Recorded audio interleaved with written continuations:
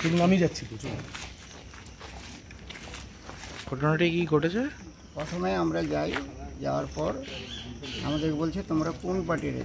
আমরা বললাম ওদের শাহানা ব্যানার্জি। না, বসা যাবে না। কেন বসা যাবে না কেন? বলছে না, আমরা আমাদের দলে ছাড়া অন্য কাউকেই বসতে দেবো। ঠিক আছে চলুন চলুন আমি যাচ্ছি তো চলুন।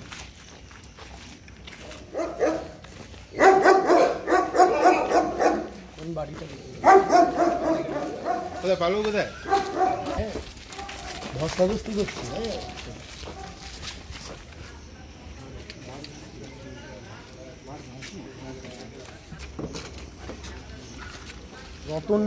রতন মোড়ে তৃণমূল কংগ্রেসের পার্টি অফিসে তো জমায়েত হয়ে রয়েছে। আমি তো নিজে আস্তে আস্তে দেখলাম।